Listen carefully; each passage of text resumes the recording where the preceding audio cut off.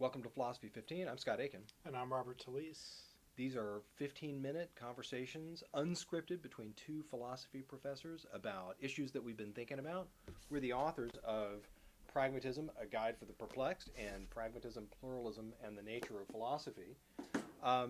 We are continuing our series of the trouble withs, and the reason why these two books got prime of place with our placements here is that this episode of Philosophy 15 is going to be devoted to the trouble with pragmatism. So, with all of these trouble with episodes, what we do is we talk about an insight of a figure or a program, and then we are able to identify the trouble with them. So, Rob, what's the insight and trouble with pragmatism? Well, we are both this is an interesting episode because we're both sympathetic with, in some ways allied with, especially the classical pragmatist tradition, or at least certain... One of them. Yeah, certain strands within the classical pragmatist tradition. Right. We thought it was only fair after, talking about the trouble with all kinds of other views that we talk about the trouble with the people who are closest to our own homes. Let's just start, because we both have a lot to say about the trouble and the insights of the pragmatists. So now we're just talking central. Let's just begin with the classical pragmatisms of Peirce, James, and Dewey. So the deep insight, I think, and it's an insight, I think, that its being an insight has more to do with how explicit the insight is made rather than with seeing insight first. Yeah. It's that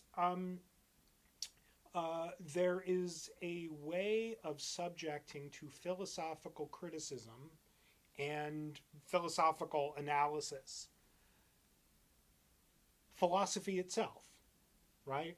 That there is a way of doing philosophy that turns philosophy on philosophical problems that have been inherited, philosophical traditions, the way philosophers talk, the way that problems of philosophy have long been conceptualized and articulated and stated. So there's a kind of explicit move in the classical pragmatists that I think is more overt than in pre-pragmatists' philosophy.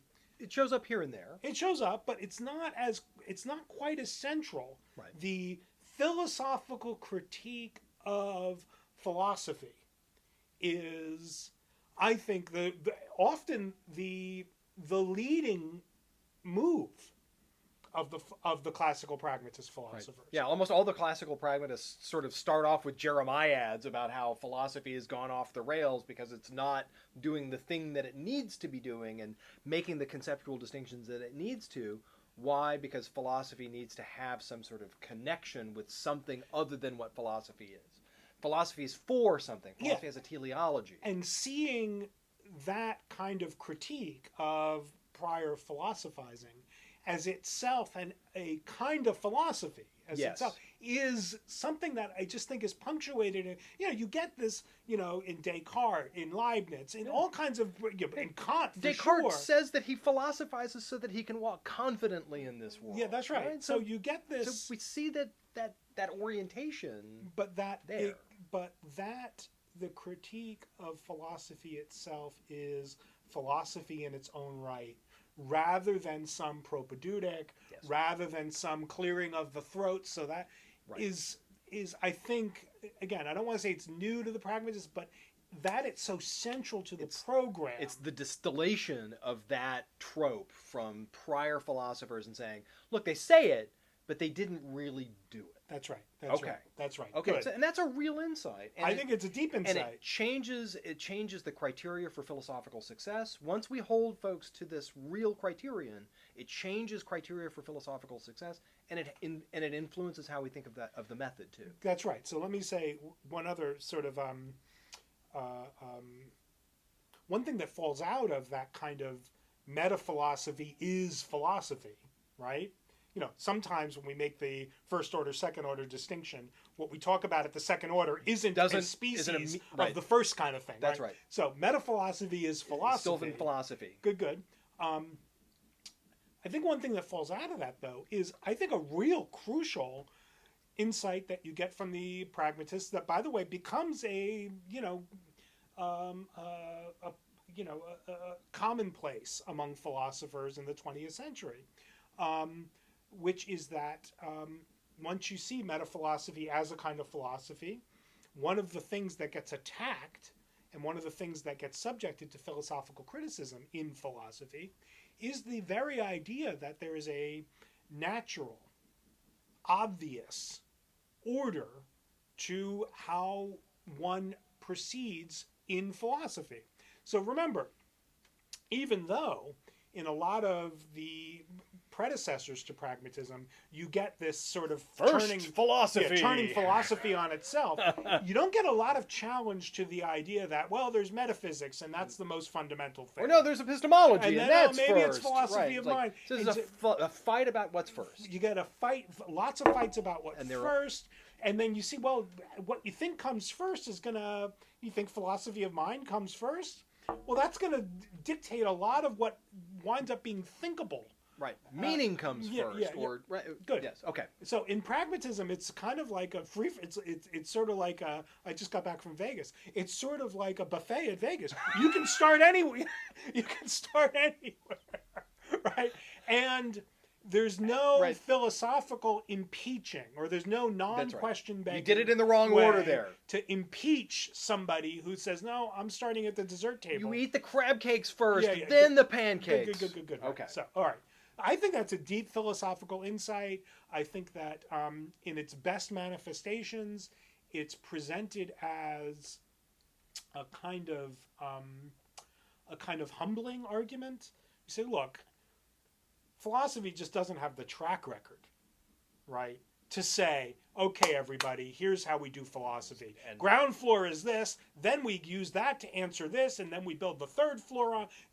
And then once we've got that, then this concept is going to stay in place once we do it right. Yeah. Okay. So it's kind of a humbling where you say, look, all bets are off about what the right way to proceed in all of this is. So let's just let's just go do what you think, start where you think you should start, and let's see what comes of it. So there's a experimentalism at the metaphilosophical level that I think also falls out, which I think is also a virtue of the tradition.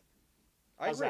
I agree. Good so far? And one last addition to this, which is that the way that pragmatism is taken up, whenever actually looking at other philosophers, is itself a really useful philosophical program, just in terms of being able to, again, if it's metaphilosophy, it's going to be about a philosophy about how to look at other philosophies.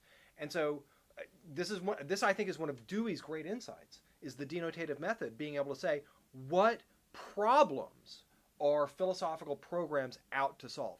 If we can identify a practical or a political or a person, if we can find certain kinds of problems that philosophical programs are out to solve, we can actually appreciate their insights. That's right. And so the thing then is that the way that we can then criticize them is in terms of A, whether or not they actually solve those problems, but B, whether or not those problems themselves persisted. If those problems no longer obtain, those practical problems or those political problems no longer obtain, what use are these philosophical concepts and systems? Right. And so if the facts on the ground and the things that we trip on and have trouble with change, then these systems are in some ways odious. Right. And so there's a lot of insight to this. So we've been singing pragmatism's praises for quite a long time. Right. And we just say, so far, what's the problem? Yeah. So I'm going to get to the problem in a second. But that line in Dewey from the Darwinism essay, we don't solve traditional problems, we get over them. We get over them. Right, like a cold or something. Yeah. Why? Because the facts on the ground have changed, and what was a problem is no longer a problem. Yeah. Okay. Here's the trouble. That's a big thought, though. Here's the trouble, and it's reminiscent of what we might have called in a previous episode the trouble with Hegel. Right. Boy, it's a big hammer. That thought, once you have that series of insights about the turning of philosophy to itself, doing philosophy about philosophy, and what comes out of it it's really easy to lose sight of the limits, the constraints. And let's just use one really quick example. So William James, super good philosopher, really interesting psychologist, great writer, better than his brother.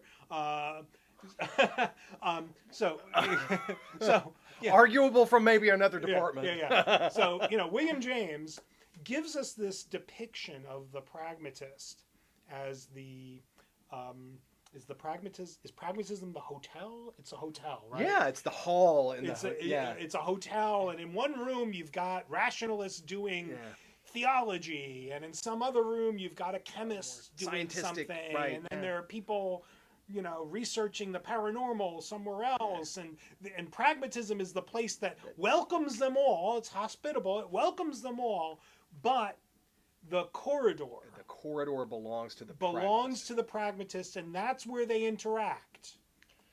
Now, so far we want to say, well, wait a minute, the metaphor is looking pretty good. I mean, like pragmatism. Once you give up the idea that there's,